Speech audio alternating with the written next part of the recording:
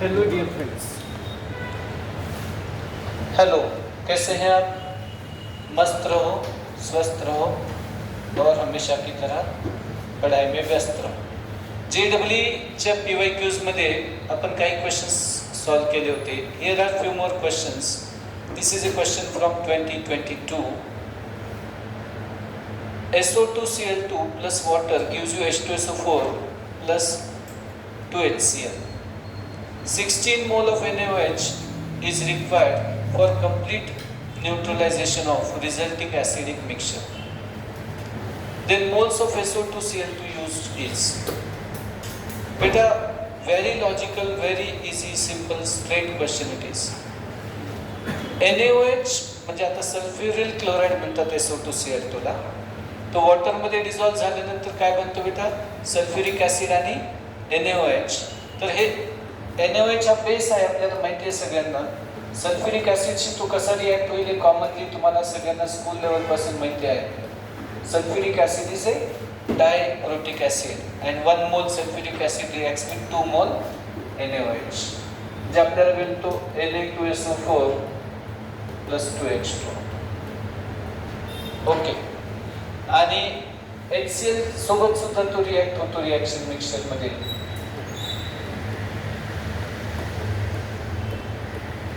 काय मिळतं बेटा? NaCl plus H2. हे ऍसिड बेसच्या रिॲक्शन्स आहेत. आता सल्फ्युरिक ऍसिड आणि H2SO4 हे कोणत्या रेशोमध्ये बनणार आहेत बेटा? तर 1 मोल सल्फ्युरिक ऍसिड बनला तर HCl किती बनणार आहेत? 2 मोल बनणार आहेत नॅचरली. ओके. 1 मोल H2SO4 ज्या वेळेला बनतो त्यावेळेस HCl किती मोल बनतो? 2 मोल बनतात. मग समजा H2SO4 माझ्याकडे X मोल बनला तर HCl किती मोल बनेल? 2X मोल बनेल. ओके. समजा जर माझ्याकडे X H2SO4 असेल, आता reaction wise he reaction as it is ठेवू आपण इथे. X H2SO4 असेल तर NaOH किती लागणार आहे मला? 2X. याच्याच लॉजिक वरून आपण असं लिहू शकतो X H2SO4 plus 2X NaOH gives you X sodium sulfate plus 2 water. Same way आता 2 HCl आहेत. मग समजा माझ्याकडे 2X जर HCl बनत असतील तर 2X NaOH लागेल त्याला रिॲक्शन मध्ये. त्यावेळेला किती बनेल तुमच्याकडे? 2X NaCl 2X NaCl plus 2 water. Reaction मध्ये H2SO4 HCl काय रेशोमध्ये तयार होतात हे बघायचं आहे तुम्हाला. आता टोटल जे NaOH लागलेले आहेत तुम्हाला ते किती NaOH लागलेले आहेत? 4X. समजा X मोल सल्फ्युरिक ऍसिड फॉर्म होतो असं गृहीत धरलं. ओके. म्हणजे X मोल SO2Cl2 आहे हे माझं म्हणणं आहे सरळ सरळ. Let the moles of H2 sulphuryl chloride are X. अगर SO2Cl2 X मोल है तो H2SO4 X मोल बनेगा क्योंकि एक ही सल्फर है, इधर भी एक ही सल्फर है. 1:1 में चल रहा है रिएक्शन. ये X है तो ये X है, ये 2X बनेगा क्योंकि एक SO2Cl2 है तो 2 HCl बन जाएंगे आपके लिए. ओके. मतलब सीधा ये X मोल है तो ये X है और इधर कितना बनेगा? 2X. तो NaOH का मोल कितना लगेगा? X H2SO4 है तो 2X NaOH डबल लगता है. X 2X HCl है क्योंकि अगर X H2SO4 है तो डबल उसका HCl है. ये 1 मोल है तो ये 2 मोल बन रहा है बैलेंस रिएक्शन में. अब हम लोगों को NaOH कितना मोल लग रहा है बताइए तो? 4X. बट 4X NaOH जो है ये किसके बराबर है बेटा? 4X is equal to how many moles of NaOH are required? 16. तो 16 अगर है तो मेरे पास X कितना आ रहा है? 4X is equal to 16. Then X is equal to 16 by 4 means क्या आएगा आंसर? 4. तो 4 मोल SO2Cl2 लागेल तुम्हाला. लॉजिकली विचार करा. फक्त थोडी स्टॉइकियोमेट्री आहे, कुठलेही हार्ड कॅल्क्युलेशन्स नाही आहेत. इमॅजिनेशन तर असतंच. आता ते JEE चे क्वेश्चन्स आहेत, प्रॉपरली तयार करा. चला नेक्स्ट क्वेश्चन बघा. N2 plus 3H2 gives you 2NH3. Consider above reaction, the limiting reagent of the reaction and moles of ammonia from respectively are. हा सुद्धा JWPYQ आहे. सर्वांना यायला पाहिजे, इव्हन नीटच्या विद्यार्थ्यांना सुद्धा आलं पाहिजे, कंपल्सरी आहे हा. मी तुम्हाला सांगितलंय लिमिटिंग एक्सेस कशी काढायचे आहेत. 20 ग्राम नायट्रोजन आहे, मग मोल्स ऑफ नायट्रोजन काढून घ्या आधी. मोल्स ऑफ नायट्रोजन येतील 20/28 म्हणजे किती येतील? 4 ने डिवाइड करा, 5/7 मोल्स ऑफ हायड्रोजन किती येणार आहेत बेटा? 5 ग्राम आहेत, 5/2 2.5. आता मी सांगितलंय रिॲक्शन लिहायची आणि ज्याचे त्याचे मोल ज्याचे त्याचे खाली लिहायचे, नाही तर लॉजिकली पण जाता येतं. रिव्हर्सिबलचा सध्या आपला संबंध नाही. बघूयात आपण. आता N2 चे मोल गिवन किती आहेत बेटा? त्याच्या खाली लिहून घ्या. 5/7 मोल दिलेले आहेत. 5/7 म्हणजे किती येतात बेटा? हे 0.71. H2 चे मोल किती आहेत बेटा?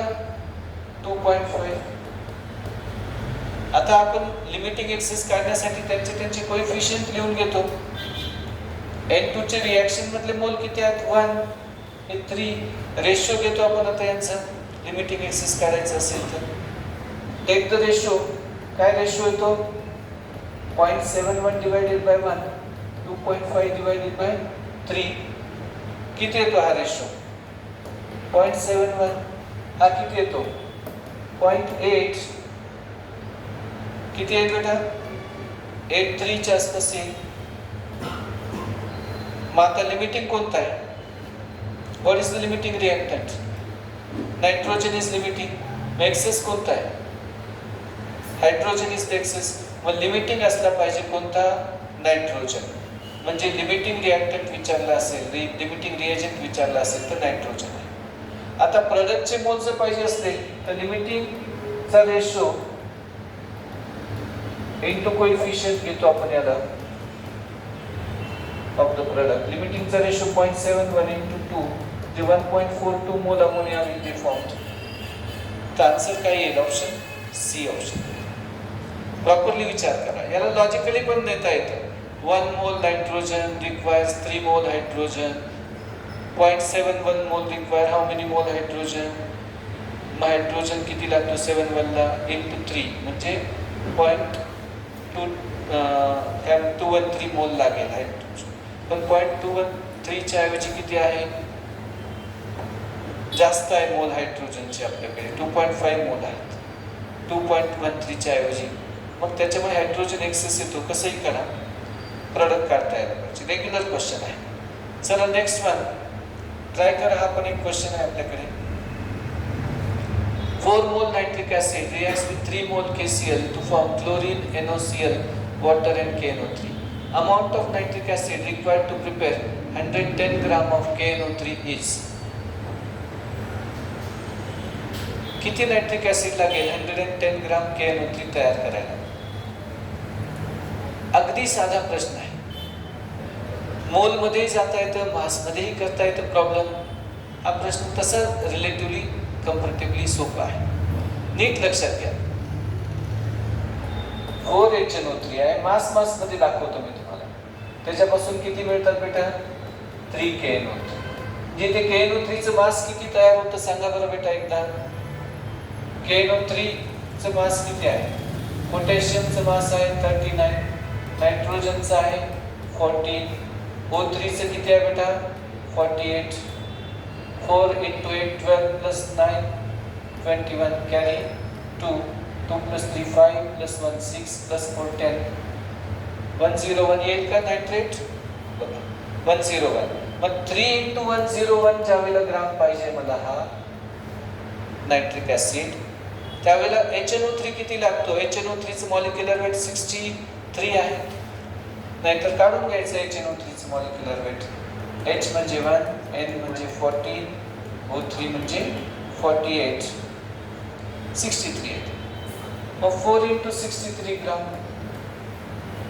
मग 3 into 101 gram potassium nitrate is obtained when 4 into 63 gram nitric acid reacts. मग 110 gram nitric acid is required. Sir 110 gram potassium nitrate कधी येईल ते काढायचं तुम्हाला. जे क्रॉस मल्टिप्लाय करायचं किती नायट्रिक ऍसिड लागतं. 4 × 63 × 110 अपॉन 3 × किती बेटा हे 101. कॅल्क्युलेशन करायला लागेल आता. मेक दिस कॅल्क्युलेशन्स. 3 × 1 = 3 3 21 ओके. आता आपण काय करूयात, याला खाली 100 जर समजलं कारण ऑप्शन दूर दूर आहे, अप्रॉक्सिमेशन आपण करू शकतो. 4 × 21 × 110 अपॉन 100 घेऊन टाकू. 0 0 कॅन्सल होईल. बरोबर आहे ना. रफ करा कॅल्क्युलेशन. 10 इथे पॉईंट करून टाका. 21 1 = 21 कॅरी 2 21 1 = 21 + 2 23 × 4 म्हणजे 92च्या थोडं कमी येईल तुमचं आन्सर. जे ऑप्शन काय येईल 3. अप्रॉक्सिमेशन थोडे करता आले पाहिजे, तसा हा प्रॉब्लेम इझी होता. स्टॉइकियोमेट्री बेसिक आहे. चला next one. Volume of 0.02 molar aqueous HBr required to neutralize 10 ml of 0.01 molar barium hydroxide. Assume complete neutralization. 2023 चा हा प्रॉब्लेम आहे. दोन पद्धतीने जाता येतं. एक तर NaVa = NbVb असे नॉर्मॅलिटी मध्ये जा. नॉर्मॅलिटी ऑफ ऍसिड ते आहे मोलॅरिटी इंटू N फॅक्टर. तर मोलॅरिटी किती आहे बेटा 0.02 मोलार. HBr हा ऍसिड आहे हायड्रोक्लोरिक ऍसिड सारखा इंटू 1 0.02. व्हॉल्यूम ऑफ ऍसिड विचारलेलं आहे आपल्याला. ठीक आहे. नॉर्मॅलिटी ऑफ बेस किती दिला आहे ते बघा एकदा. 0.01 × 2 कारण डायहायड्रोक्सी कंपाऊंड आहे, डायऍसिडिक बेस आहे, 2 OH देणार आहे. ज्या किती येणार आहे 0.02. व्हॉल्यूम ऑफ बेस किती येणार आहे बघा एकदा 10 ml. मग एक्झॅक्ट न्यूट्रलायझेशन म्हणजे NaVa = NbVb. मग Va will be Nb किती आहे बेटा नॉर्मॅलिटी ऑफ बेस 0.02 × Vb किती आहे 10 अपॉन A किती आहे बेटा 0.02 cancel. What will be the final answer beta 10 ml. D answer है. Questions are easy, फक्त ते ऍप्लिकेशन बेस पाहिजे. याला रिएक्शन देऊन M1V1 upon N1 = M2V2 upon N2 असेही करता आलं असतं. सध्या एक मेथड सांगितली, जास्त त्रास नको. चला नेक्स्ट क्वेश्चन करा. हा पण चांगल्या क्वालिटीचा क्वेश्चन आहे. प्रिव्हियस इयर JEE 2022 चा हा क्वेश्चन आहे. सॉल्व करा. करा बस सॉल्व. चला घ्या 2 मिनिट घ्या आणि करा solve. Please pay attention now. If rocket runs on a fuel C15H30 and liquid oxygen, weight of oxygen required and CO2 release for every liter of fuel is. साधा problem आहे तसा हा, म्हणजे फार हार्ड लेवलला नाही, बेसिक लेवलला problem आहे. फक्त एवढंच आहे की C15H30 ची कंबशन रिॲक्शन तुम्हाला लिहिता आली पाहिजे. मी तुम्हाला एक सिंपल लॉजिक सांगितलं होतं, जेवढे कार्बन तेवढे कार्बन डायऑक्साईड असले पाहिजे. आता C15H30 जेवढे कार्बन आहेत तेवढे कार्बन डायऑक्साईड करायचे. किती कार्बन आहेत 15 कार्बन डायऑक्साईड. हायड्रोजन जेवढे आहेत त्याच्या अर्धी वॉटर बनवा, 15 वॉटर बनवा. आता नीट बघा किती ऑक्सिजन झाले तिकडे 30 आणि हे किती आहेत बेटा 15 45 म्हणजे 45/2 ओके. मग अगदी सहज प्रॉब्लेम झाला. आता जर हा 1 मोल असेल, हा 1 मोल असेल माझ्याकडे, 1 मोल म्हणजे किती ग्राम असेल बेटा C15H30 चं मॉलिक्युलर वेट काढा बरं. 15 × 12 180 आणि 30 पुन्हा ऍड करा 210. मग हा 210 असेल ग्राम मध्ये, तर मास ऑफ ऑक्सिजन किती लागतं 45/2 × 32 म्हणजे 45 × 16 म्हणजे 210 ग्राम. हा जो हायड्रोकार्बन आहे C15H30 पेंटाडेकिन टाइप मध्ये आहे. it requires 2 1 2 plus 16 16 5 is 80 carry 8 16 4 is 64 plus 8 720 ग्राम लागते. मग आता याचं मास किती आहे बघा. 1 लिटर फ्यूल दिलाय. मग mass is equal to volume upon density. Volume upon density is equal to काय सांगा. एक सेकंड थांबा. डेन्सिटी इज इक्वल टू काय तर sorry density is equal to काय मास अपॉन व्हॉल्यूम. मग मास इज इक्वल टू काय आहे volume into density sorry volume into density. सरळ वापर करून घ्या. आता 1 लिटर आहे. एव्हरी लिटर म्हणजे 1000 लिटर म्हणजे मिलीलिटर इंटू डेन्सिटी किती दिलेली आहे त्याने 0.756 ग्राम पर ml. मिली मिली कॅन्सल होईल. 756 ग्राम आहे. तर 756 ग्राम फ्यूलला किती ऑक्सिजन लागतो हे काढू शकतो आपण सहज. मग 756 210 म्हणजे 1 मोल साठी एवढं लागतं. 756 ग्राम साठी हे किती लागतो कॅल्क्युलेशन करायचे. 756 into 720 upon 210 0 0 कॅन्सल होईल. ओके.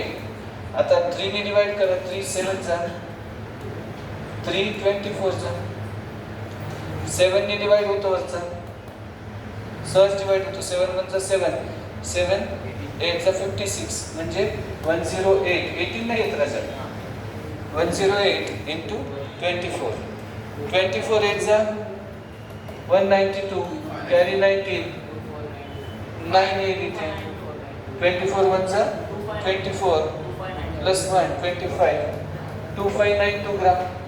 माझा ऑप्शन आहे का सी ऑप्शन. दुसरा ऑप्शनच नाही आहे. आता हे तर झालंच आहे. CO2 रिलीज काही एवढा अवघड असणार नाही आपल्यासाठी. ओके. तर CO2 रिलीज पण आपण सहज काढू शकतो. याचे मोल्स काढून घ्या हायड्रोकार्बनचे आणि तेवढेच मोल कार्बन डायऑक्साईड आहे इंटू CO2 रिलीज म्हणजे इंटू 22.7 करू शकता. बाकी काही प्रॉब्लेम हार्ड नव्हता तसं. एक होमवर्कला देतोय प्रॉब्लेम तुम्हाला. चला करा प्रयत्न. लिहून घ्या आणि होमवर्क म्हणून सोडवा किंवा नंतरही लिहा. ऑनलाईनवाले विद्यार्थी पॉज करूनही लिहू शकतो.